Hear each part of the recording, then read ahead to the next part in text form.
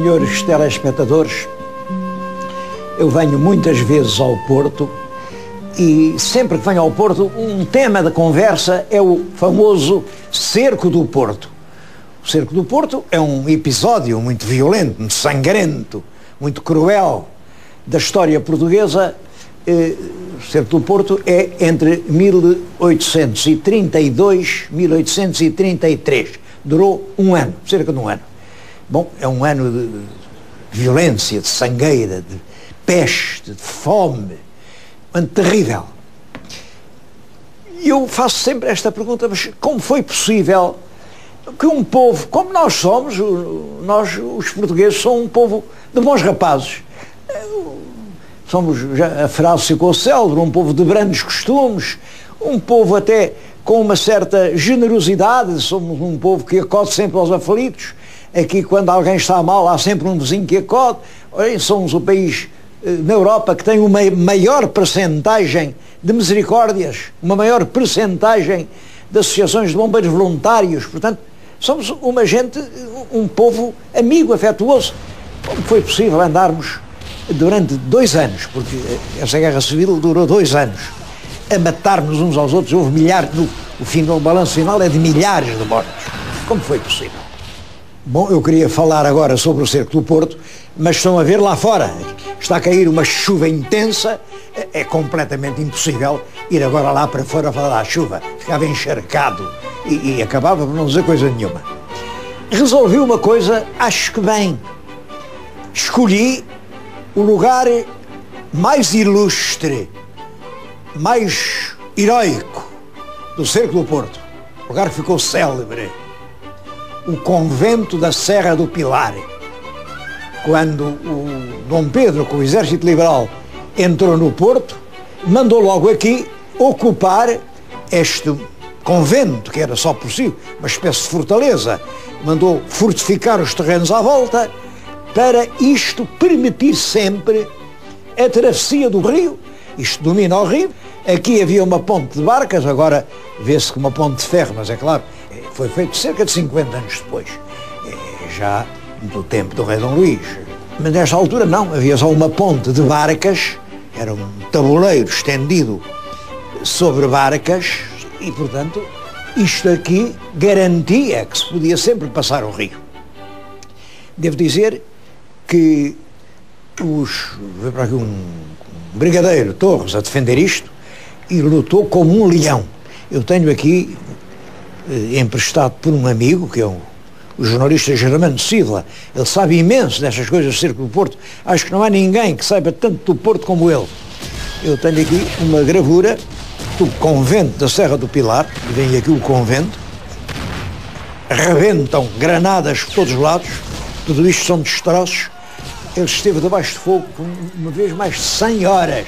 100 horas. Pois bem, com mortos e feridos, resistiram sempre. Bom, e no fundo é aqui uma janela deste convento que eu agora lhes estou a falar. Devo dizer, para perceber a guerra civil do século XIX, temos que andar para trás. A guerra civil de 32, 34 é uma consequência da Revolução do Porto de 1820. A Revolução de 1820 é a Revolução Liberal.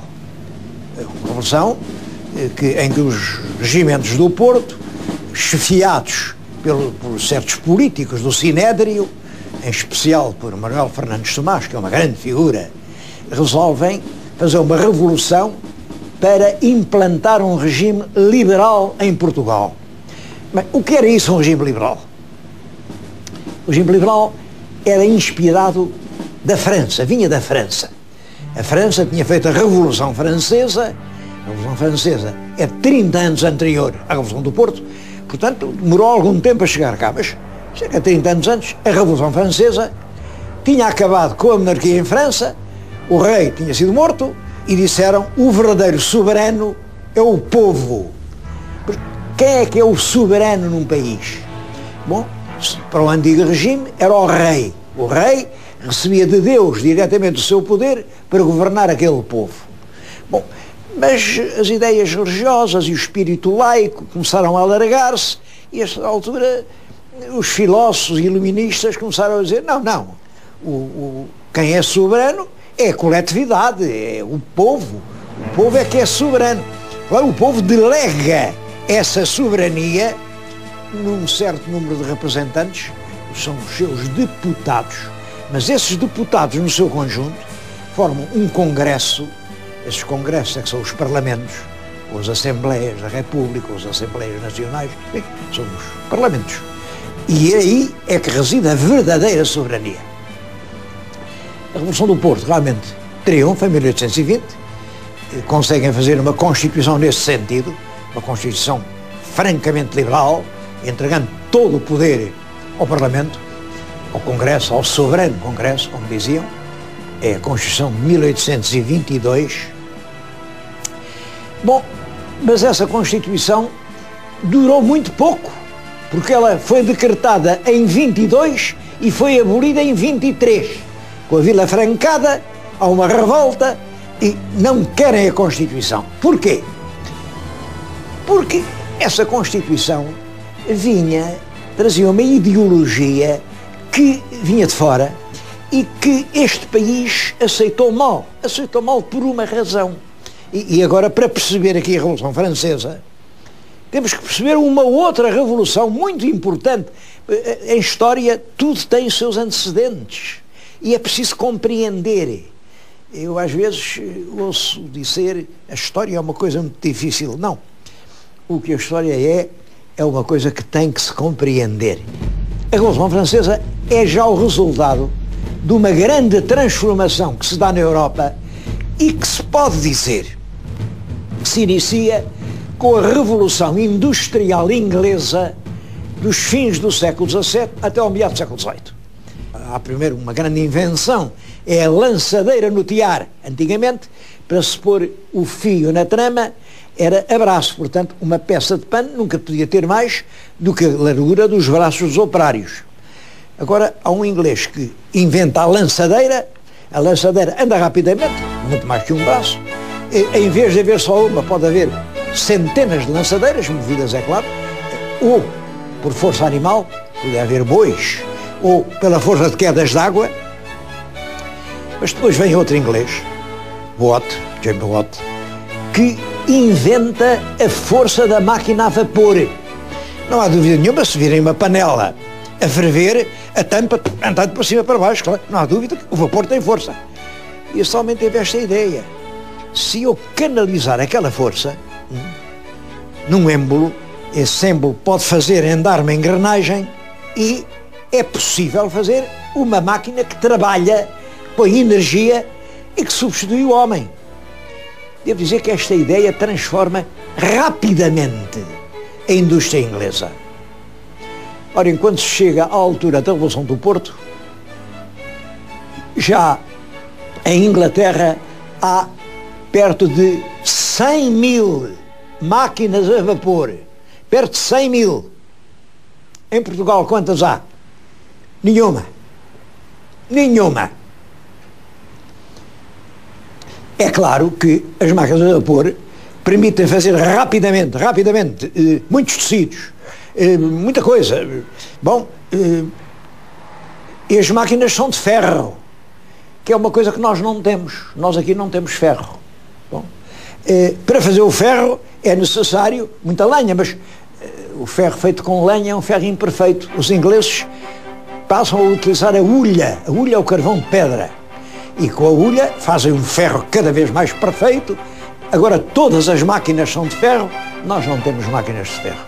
Até os navios ingleses passam a ser todos chapeados. Isso faz com que o navio dure muito mais tempo, deslize melhor, aguente melhor os tiros. Portanto, os ingleses passam a ser os senhores do mar, podem trazer da Índia grandes quantidades de algodão, depois também trazem da América, trazem matérias-primas de toda a parte, transformam, vendem barato, vendem perfeito. Olhem, as nossas pobres atividades artesanais, porque enfim, aqui nas nossas terras, a gente lá ia fazendo o nosso robecozito, lá ia fazendo as alfaias da lavoura, as enxadas com que cavávamos, enfim, o pão que comíamos. Agora, vem tudo de fora, é tudo melhor. E realmente, enfim, a nossa pobre economia medieval, que vinha da Idade Média, desaparece. Aliás, os portugueses tinham-se habituado a viver muito com o dinheiro que vinha de fora. Quando se dá a Revolução Inglesa, nós estamos a viver do dinheiro que vem do Brasil, do ouro do Brasil. O ouro do Brasil permite-nos comprar tudo o que quisermos. Portanto, não é preciso produzir aqui bens internos. E os nossos homens de dinheiro servem-se do dinheiro para o comércio, não é para produzir bens. Nós não temos que produzir bens. Temos é que levar e trazer, porque o ouro do Brasil paga tudo, como antes. A pimenta da Índia também pagava tudo, como antes o trigo do Magrebe. Nós tínhamos arranjado sempre maneira de obter bens sem os produzir. E bom, e nesta altura é isso que acontece.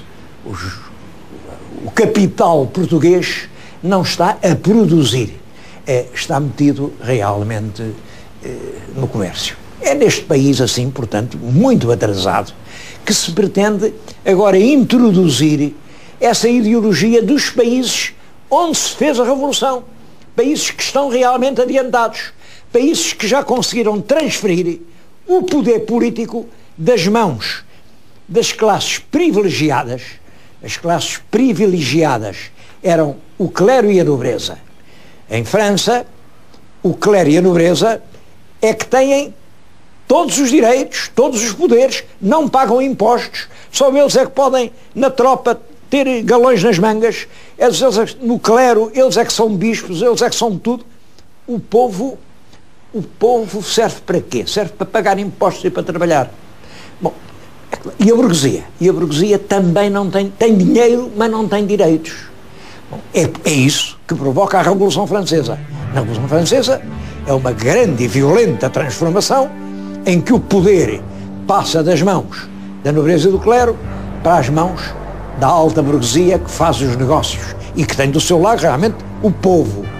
E aliás, isso é essa aliança do povo à Revolução que permite que a França resista heroicamente às coligações de todos os países da Europa. Os países juntam-se na primeira coligação, segunda coligação, terceira coligação, quarta coligação, exércitos russos, austríacos, alemães, suecos, espanhóis, e toda a gente se junta contra a Revolução, mas são sucessivamente derrotados pelo povo francês. A Revolução triunfa porque tem o povo do seu lado. Bom, e é essa ideologia que chega aqui, só que aqui não há a tal burguesia forte para a sustentar. É por isso que a Constituição de 1822, cheia da Revolução do Porto, durou menos que um ano. Volta-se outra vez ao antigo regime, olha, volta-se outra vez ao poder absoluto do rei Dom João VI. Simplesmente, as ideias tinham entrado nas classes universitárias, os estudantes, no exército, muita gente, alguns poucos religiosos, mas enfim, os homens de letras entendiam, queriam realmente uma teoria nova, queriam realmente adotar em Portugal a teoria da soberania do povo. A maioria da população eram agrários, estavam dominados, a propriedade pertencia ou à igreja ou aos poderosos fidalgos e, portanto, essa grande maioria não estava preparada para receber essas ideias novas. Porque é preciso perceber isto. Cada regime tem que estar de acordo com a situação económica ou social da sociedade a que se vai aplicar. Ora bem, acontecia que o regime que estava certo para a França ainda não estava certo para Portugal, mas as ideias já cá estavam. Bom, é isso, esse conflito entre as ideias de fora, as ideias modernas, as ideias do futuro e o país antigo, o país agrário que nós ainda éramos, que origina a Guerra Civil. A Guerra Civil, o pretexto é este. Quando morre o rei Dom João VI, ele morre em 1828, quem é que lhe deve suceder? Ele tem 2 filhos. O mais velho é Dom Pedro, o mais novo é Dom Miguel. Claro, rei morto, rei posto, mas é claro, quem herda é sempre o filho mais velho, é Dom Pedro. Só que Dom Pedro tinha-se proclamado imperador do Brasil. eu agora, quando vim ao Porto, consegui obter este livro, que é muito bom e explica muito bem tudo isso. Elogio Histórico do Sr. Dom Pedro, é uma homenagem prestada pela Academia das Ciências. Começa por ter aqui o retrato de Dom Pedro, que a viúva de Dom Pedro ofereceu à própria Academia das Ciências e que ainda hoje lá está. Este, portanto, era o filho mais velho. Este é que devia herdar o trono. Bom, este homem era imperador do Brasil e ele não podia ser ao mesmo tempo imperador do Brasil e rei de Portugal, porque isso era acabar com a separação do Brasil, era unir outra vez os dois reinos que se tinham separado. Portanto, ele tinha que escolher ou imperador ou rei. E ele escolheu. Ele antes queria ser imperador. E, portanto, os seus direitos de rei de Portugal abdicou-os na filha, Dona Maria da Glória, que era uma menina de 4 anos, nessa altura, 3 anos, era muito pequenina. E disse, esta é que é a rainha. Bom, esta rainha vai casar com o meu irmão Miguel. O meu irmão Miguel, que já é um homem, fica regente do reino, jura uma Constituição, não era bem uma Constituição, assim, porque não era feita pelo Parlamento, era feita pelo próprio rei, por isso chamava-se Carta Constitucional, mas para todos os efeitos era uma Constituição. Bom, e o país assim passa para ser um Estado Constitucional, evitam-se lutas. Bom, simplesmente o Dom Miguel realmente prometeu que sim, prometeu que casava com a sobrinha, prometeu que sim, que jurava a Carta Constitucional, estava na Áustria, estava exilado, veio para Portugal e quando chegou aqui, todo o país, o tal país agrário, o país do clero, o país da nobreza, o aclamou e disse, não queremos cá Constituições, a gente quer é a monarquia antiga, a monarquia como era antes, a monarquia absoluta. E o Dom Miguel deixou-se aclamar rei absoluto.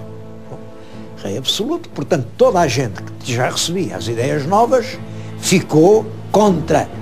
É nesse momento que se instala em Portugal, e para sempre, esta diferença, esta separação entre direita e esquerda. Direita é aquilo que se agarra ao passado, é tradição. A direita defende a tradição. As coisas devem ser como sempre foram. A esquerda defende a revolução. As coisas devem ser diferentes porque é preciso progredir e andar para a frente. Bom, esta divisão direita-esquerda começa, julgo eu, exatamente quando, no século XIX, metade, uma parte da intelectualidade do país entende quem é soberano é o povo e agora aqui quem é rei era o Sr. Dom Pedro, como ele não pode é a filha, a Sra. Dona Maria II. E a parte conservadora, a parte que tinha as terras, a parte que tinha os bens e que diziam não, quem é rei é o Sr. Dom Miguel, porque o Dom Pedro já se proclamou imperador do Brasil, portanto renunciou à coroa portuguesa, ele não tem nada que abdicar na menina, se ele não pode, sucede seu irmão, que é o Dom Miguel. Ambos tinham razão, ambos tinham razão. O que aconteceu foi que o Dom Pedro, que era um político, ele no fundo era liberal, mas lá no Brasil era ele quem punha e dispunha, e quando o Parlamento não fazia o que ele queria, ele dissolvia o Parlamento. Isto aconteceu, ele proclamado imperador em 1822, constantemente em lutas com o Parlamento, até que as coisas agravaram-se, até que em 1831 ele foi obrigado a abdicar também. A abdicar porque tinha contra ele o governo, tinha contra ele o Parlamento, tinha contra ele os regimentos, tinha contra ele todo o Rio de Janeiro. Então abdicou, olhem, e embarcou. Tenho aqui um documento que é uma raridade, é o manifesto de Dom Pedro, Duque de Bragança, feito a bordo da fragata Rainha de Portugal, 2 de fevereiro de 1832, Dom Pedro, Duque de Bragança, em que ele diz que quem tem o direito ao trono é a filha, Dona Maria, e explica aqui muito bem porque é que o infante Dom Miguel não tem direito a herdar a coroa portuguesa. é este documento, o Manifesto de Dom Pedro. Ele depois de estar lá a bordo da fragata foi para os Açores. Nos Açores organiza um exército. Esse exército desembarca aqui no Mindelo. Eu tenho aqui uma gravura também, é uma raridade. Este é o desembarque do exército liberal aqui perto do Porto, no Mindelo. Reparem, os navios estão ao largo, o exército está a formar na maior ordem, não há um tiro, não há uma resistência, não, desembarcaram calmamente. E Dom Pedro está absolutamente persuadido de que todo o país o vai receber de braços abertos. Ele representa as ideias novas, o futuro, a soberania do povo. Ele aqui já diz que ele é que traz a causa da liberdade. O liberalismo apresenta-se como defendendo a liberdade contra o regime anterior que... Bom, mas enganou-se, de facto. O país não o recebeu como ele esperava e não o recebeu exatamente porque o país era um país atrasado, era um país sem nenhuma indústria, era um país de pequenas oficinas artesanais, era um país, enfim, que vivia de recursos produzidos fora dele. Portanto, não havia as condições sociais para que as populações quisessem realmente o estatuto político que Dom Pedro lhes queria dar. Por isso, eles entraram aqui no Porto, olhem, e ficaram aqui cercados. Um documento também que o jornalista Germano Silva, é que o possui e emprestou-me, é interessantíssimo.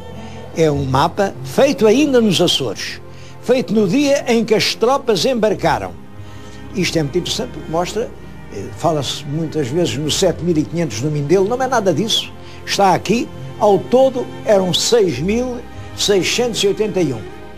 Desses 6.000, há aqui o corpo académico, que chama depois o batalhão académico, que eram 90. Havia 90 estudantes que acompanhavam Dom Pedro.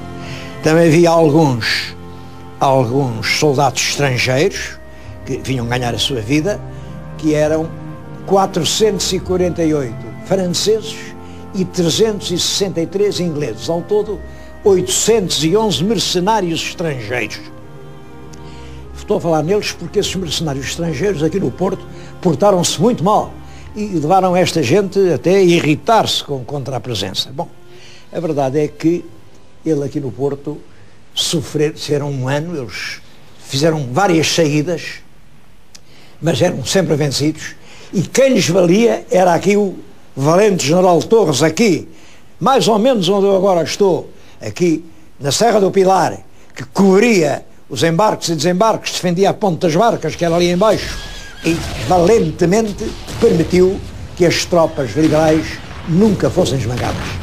Bem, em todo caso, tudo parecia perdido, Quando, para aliviar um bocadinho, porque aqui os liberais, já lhes disse, 6.600 e tal, e o exército de Dom Miguel eram 80.000. Não é possível vencer assim, não é possível. Bom, tudo parecia perdido. O próprio Dom Miguel estava cá em cima, à frente dos seus imensos exércitos, quando aqui resolvem, para aliviar esta pressão, obrigar a uma segunda frente e vão desembarcar no Algarve. No Algarve não havia tropas, portanto eles do Algarve passam ao Alentejo, também atravessaram o Alentejo rapidamente. Bom, chegaram a Cacilhas. Em Cacilhas, ainda o Hotel Jordão vai com tropas, mas já vai à pressa e é derrotado, é morto, e o pequeno exército saído daqui consegue entrar em Lisboa e tomar conta de Lisboa. O Dom Miguel estava aqui perto, quando recebeu, quando o cavaleiro chegou de Lisboa a trazer-lhe a notícia: olha, os liberais tomaram Lisboa. Bom, ele ainda tentou, foi lá abaixo, a guerra ainda durou mais um ano, mas é claro, perdeu, e foi assim que a vitória dos constitucionalistas se fez em Portugal. Há muitos episódios pitorescos que eu gostaria de contar, mas realmente o tempo não permite. Olhem, por exemplo, quando o Dom Pedro desembarcou no Areia, coitado, estava há muitas horas sem comer, foi uma tabernária que ali havia e perguntou: olá, vizinho, tem alguma coisa que se coma? Bem, e o taberneiro disse: saiba, Vossa Majestade, que tenho Tenho a comida dos 3 Fs. 3 Fs, que diabo é isto? É fanecas frescas fritas. Então traz lá isso. Bem, o rei comeu, a faneca frita, como sabem, é uma delícia. Comeu, e depois, quando o outro se preparava para acrescentar a conta, diz-lhe o imperador: olha, acrescenta lá mais um F, não é 3 Fs, é 4.